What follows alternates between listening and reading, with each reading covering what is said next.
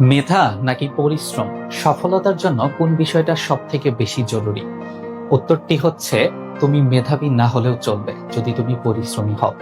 সব মেধাবীরা আসলে সবসময় জিতে না, কিন্তু আমি কখনোই কোনো পরিশ্রমীকে হারতে দেখিনি। তুমি যে পাবলিক বিশ্ববিদ্যালয় সহ কোনো একটা বিশ্ববিদ্যালয়ে পড়ার স্বপ্ন দেখছো, তুমি নিজেকে একটু প্রশ্ন করো, তুমি আসলে পড়ার টেবিলে কত ঘন্টা সময় দিয়েছো? তুমি আসলে কতটুকু পরিশ্রম করতেছো? তুমি এইচএসসি তে গোল্ডেন এ প্লাস পেয়েছো, এসএসসি তে গোল্ডেন এ প্লাস পেয়েছো, তুমি অনেক মেধাবী ছিলা। এটার কোনো মূল্য নাই যদি তুমি পড়ার টেবিলে পরিশ্রম না করো। তুমি যদি সাফল্য পেতে চাও, তোমাকে পড়ার টেবিলে বসতে হবে। কেননা একটা সফলতার মূল যে সূত্র, সেটা হচ্ছে তোমাকে পরিশ্রমী হতে হবে। পরিশ্রমীরা সবসময়ই জয়ী হয়। তুমি নিজে সারাদিন বসে বসে ফেসবুক স্ক্রল করতেছো, তারপর তুমি সময় নষ্ট করতেছো, ফ্রেন্ডদের সাথে কোচিং এর নাম করে এসে ফ্রেন্ডদের সাথে ঘুরতেছো। তো দিন শেষে আসলে তুমি তো সফল হবে না, কারণ তুমি ফাঁকি দিয়েছো।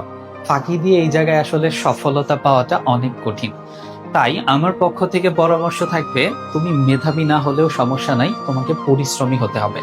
তুমি যদি আমার দৃষ্টিকোণ থেকে মেধার সংজ্ঞাটা হচ্ছে, যে আসলে যত বেশি পরিশ্রম করে সে তত বেশি মেধাবী।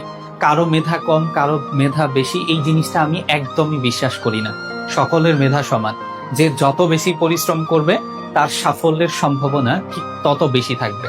তাই তুমি পরিশ্রমী হও। মেধাবী যে সংজ্ঞাটা বা মেধাবী যে ট্যাগটা, এই ট্যাগটা ভুলে যাও।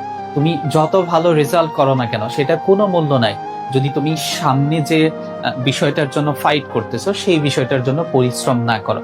তাই মেধাবী না হয়ে পরিশ্রমী হও, তুমি অবশ্যই সফল হবে ইনশাআল্লাহ।